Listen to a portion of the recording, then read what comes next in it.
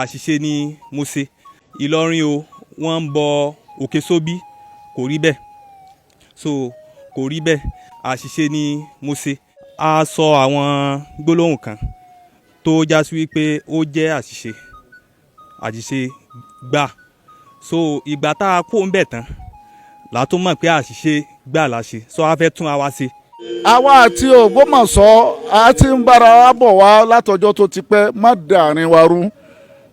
So èmi lẹ́ni àkọ́kọ́ tí Dr. Sharafdeen tí wọ́n pè jáde ní Ògbómọ̀ṣọ́ hafidhahullah wara nípa ní ibi prógámù ẹ̀kú ọdún.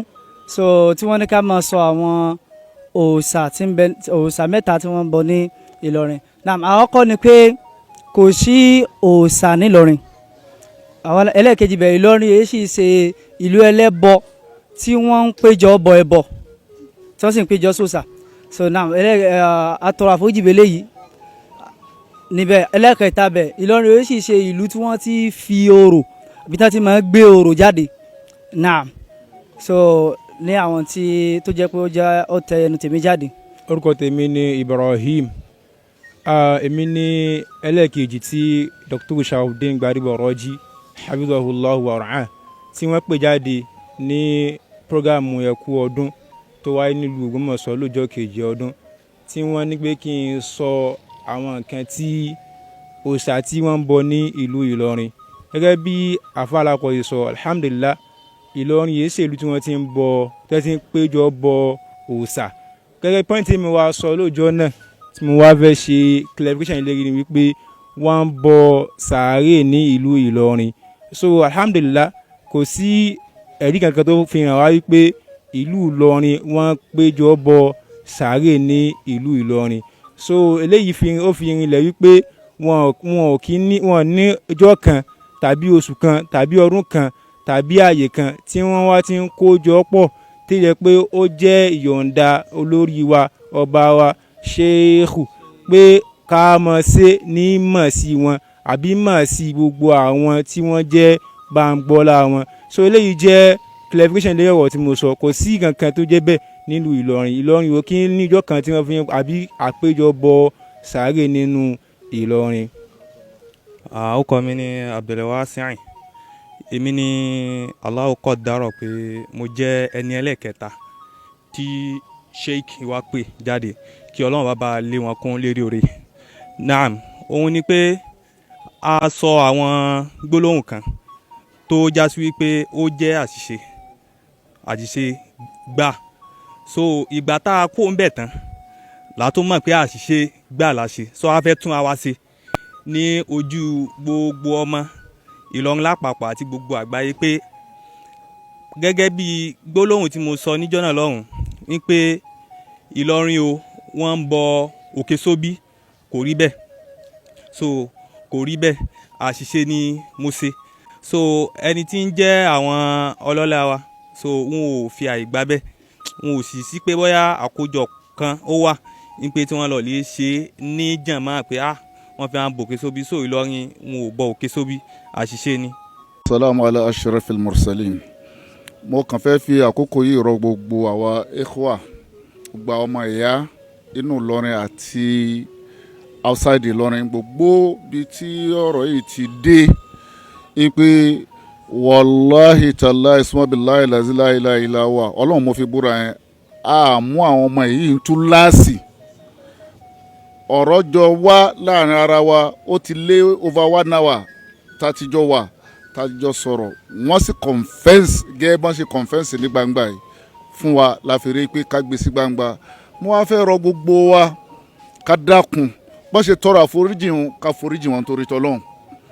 Gbogbo àwa ta ti mí ní pé a sùn wọn sí court, ńgbà tán ti ní ìtìrọ́ọ̀fù yìí pé n táwọn ṣe ò dáa, ẹ dákun ẹ má ṣàjẹ́ ká jáwọ́ ńbẹ̀. Mò ń fi eléyìí bẹ gbogbo àwa mùsùlùmí àti olólùfẹ́ Ìlọrin tó jẹ́ mùsùlùmí tọ́rọ̀ yìí ń bínú, ó bí wa nú ju ọ̀pọ̀lọpọ̀ lọ. Ṣùgbọ́n nígbà tá a ti rí ti ń jẹ́ hakaik, tá a ti rí pé àwọn ọmọ yìí ó tàn wá, so òun mo fi rọ gbogbo wa ká dákun ìdá wa ká kìbọ̀ ọ̀kọ̀ padà. ẹ̀kejì ọ̀rọ̀ Dr. kílẹ̀ pé Sharafudeen àbí Gbadebo tó wà l'Ógbómọ̀ṣọ́ kó tún dákun lẹ́ẹ̀kan sí i. mo rí i pé Ọlọ́run ó gbé wọ síbẹ̀ òun wá fọ́ mú ibi tí ó wà má tún dára rẹ padà sẹ́yìn mọ́ nítorí pé àárín Ìlọrin sí Ògbómọ̀ṣọ́ a ní àlákà tó wà Màtínà àjọ súnmọ́ra wa tó bá lọ béèrè tán láàrin pé kí ló ṣẹlẹ̀ láàrin ọba àtẹni tó jẹ́ Ìmámù Jamiu tani Jímọ̀ pàdé pẹ̀lú ọdún tí ọba fi sọ fún yín pé kò gbọ́dọ̀ pẹran kò sì gbọ́dọ̀ kírun torí pé wọ́n ní ẹni tó bá kírun níjọ́ Jímọ̀ tí a sì kì í dì ọba àgbà náà yóò kú. tó o bá mọ ìtàn yìí lọ béèrè dáadáa ìwọ Gbádébọ̀ ó rí i pé wọ́n kọ́ lọ sọ́yọ́ àtọ̀yọ́ náà ti gbé ìmámù yẹn wá sí Ìlọrin ìtẹ́ni kó má wàá ṣẹlẹ̀ Ìlọrin ló padà wá yanjú ẹ̀ tí ìmámù náà padà kírun tí nǹkan kan ò sì ṣe so àwa àti Ògbómọ̀ṣọ́ a ti ń bára wa bọ̀ wá látọjọ́ tó ti pẹ́ má dàrin wa rú àwọn ò sì tako ihun tó ń ṣe níbẹ̀ òun Ọlọ́run ọba yóò ṣàlékún mọ̀nà rẹ̀ kó ṣàlékún mọ̀nà tiwa náà wa sallallahu ala sayyidina Muhammad. èmi ni Alábùrú Sheriff èmi ni president Ìlọrin Emirate Integrity Youth Vanguard AIF lábẹ́ baba ọlọ́lá ọba ìlú Ìlọrin mẹ́ martaba sẹ́ríkì ní Ìlọrí so a kún àwọn baba wa ní ọwọ́ láti fi yanjú ọ̀rọ̀ tí ń jà ràyìnràyìn láti bí ìjẹrin nílẹ̀ yìí so lérí ọ̀rọ̀ àwọn àfáà tí wọ́n lọ sí Ògbómọ̀ṣọ́ tí wọ́n lọ lè sọ tí èsì tiwa